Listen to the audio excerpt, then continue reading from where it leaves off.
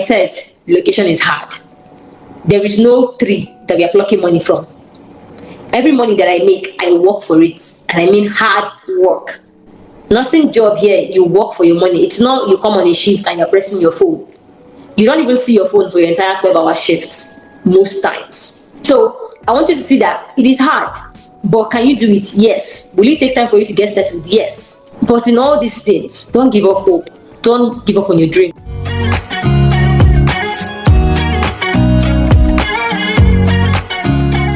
So what has this journey taught you?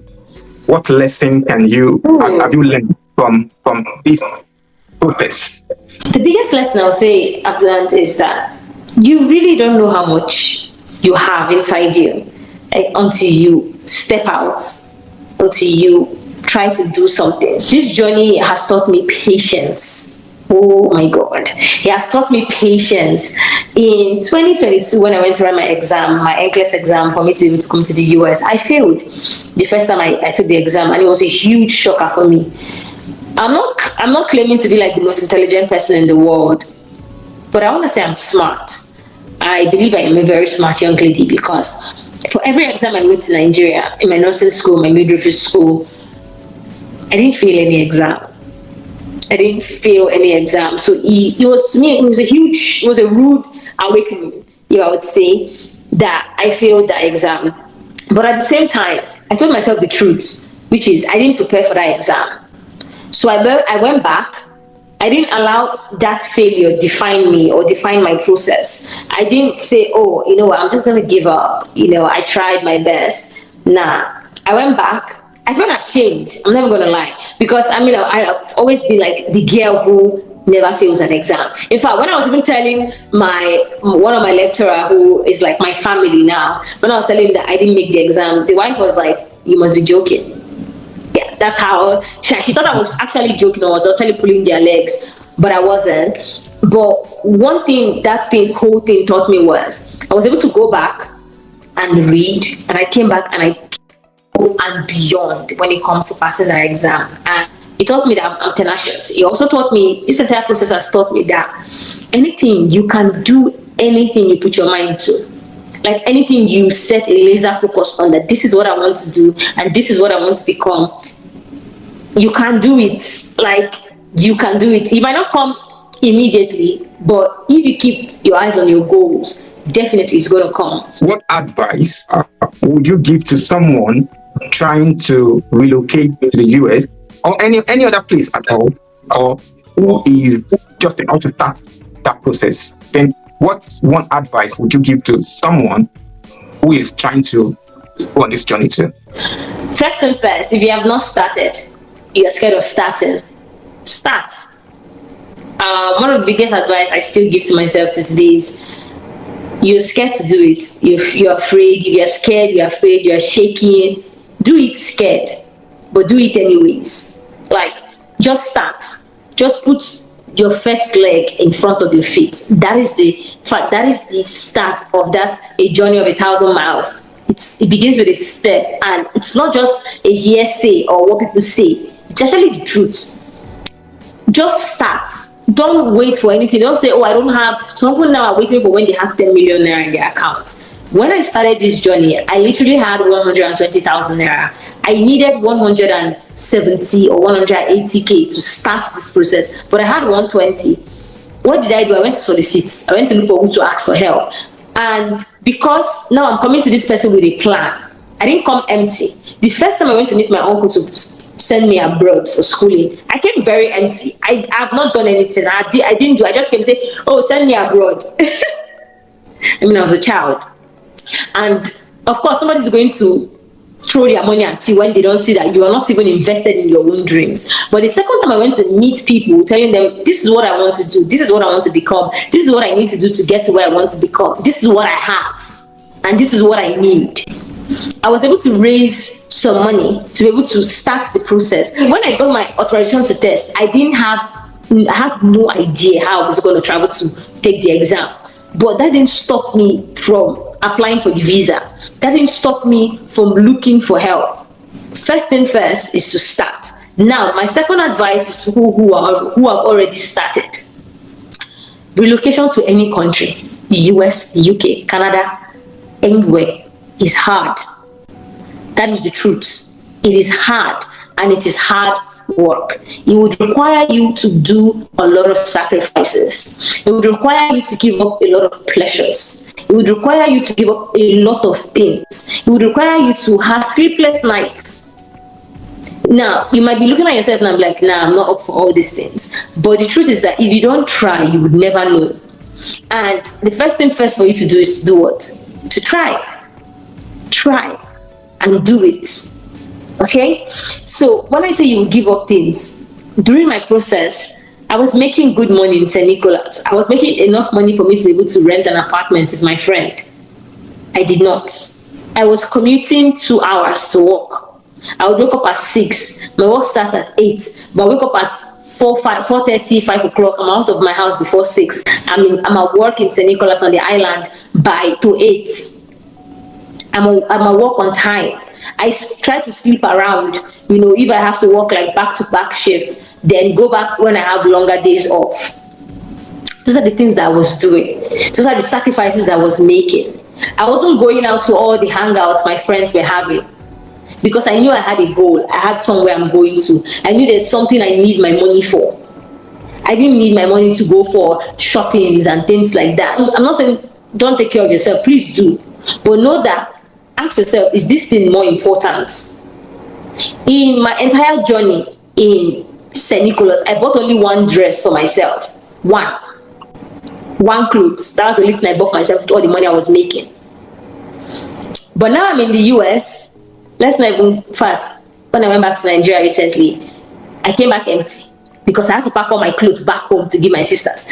And now it's as if I did not pack anything. So it's like, you would still get delayed gratification is something that you have to start now to imbibe on, like hold on to it. Delay your gratifications, and definitely at the end of the day you enjoy it. You might be thinking, my life is passing me by. It's not.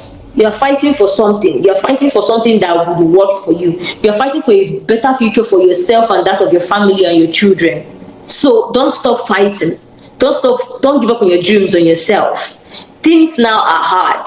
You might ask me, how do you know things are hard? You're in the US, you're living your best life. My family is still in Nigeria. My siblings, they're in Nigeria. My siblings are in school. I hear things. I send money. When I came to the US, when I would send $100,000 to my parents, it was around $150 to $160. Now I'm sending $100,000 back home, it's around $50-something. That is 3 times lesser the value, meaning things have gone up times 3.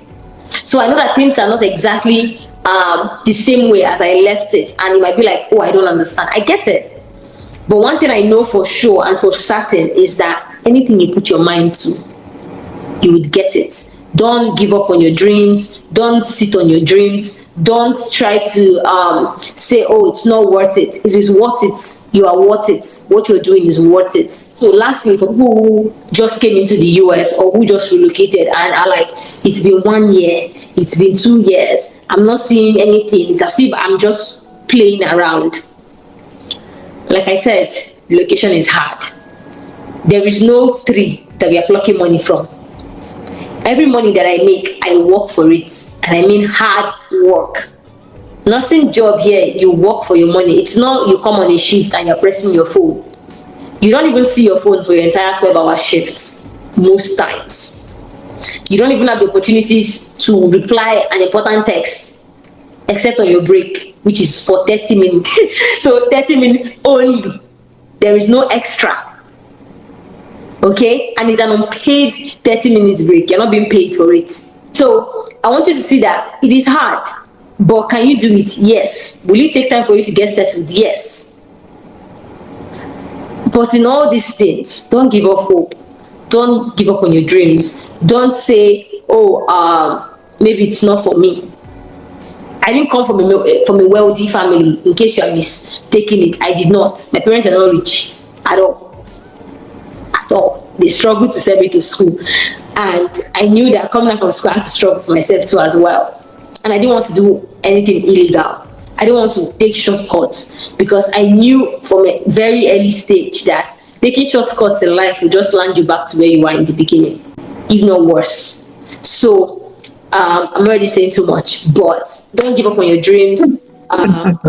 Be patient and hold on to what you think or what you're doing, basically. Yeah.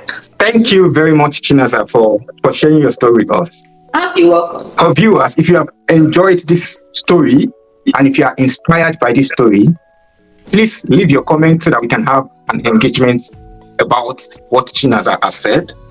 And please subscribe to the channel so we can bring in more inspiring professionals like Chinaza. Thank you once again, Chinaza. Yeah, thank you so much. Lastly, before I go, one of the reasons I opened my channel was because I did every single thing I did to come to the United States by myself. I researched everything that has to do with me coming to the US on YouTube. YouTube was my biggest resource when it comes to relocation. And I applied everything that I learned on YouTube. I didn't just watch videos and sit on my hands, but I watched those videos and I began to apply them. So, but the thing is, when I was doing my research, I found out that Nigerians don't talk about their relocation to the US. I found a ton of videos when it comes to coming to the UK, but when it comes to the US, nothing, nada. It was just the Filipinos. Right now, if you think I'm lying, put on EB3 processing. I bet you the first 5 people you're going to see is Filipinos explaining how to come to the US. If you're going to see any black person, it's Jamaicans, not Nigerians.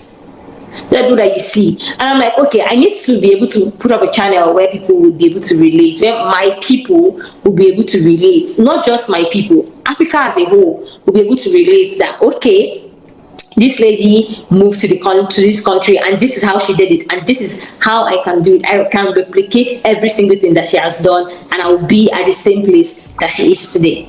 Simple as that. That is what my channel is all about. And if you want to know more or want to see how I did it, head over to my channel too as well. Alrighty, and do well to also subscribe to DTOtv. He's doing an amazing job in bringing in different kind of immigrants to share their stories with you and get you inspired. Not just inspired, but for you to be able to copy and paste what they did and be where they are too as well. Thank you very much, Chinaza. And Chinaza's channel will be the link will be put in the description box also, so that you can head to our channel to learn from the page. Thank you once again.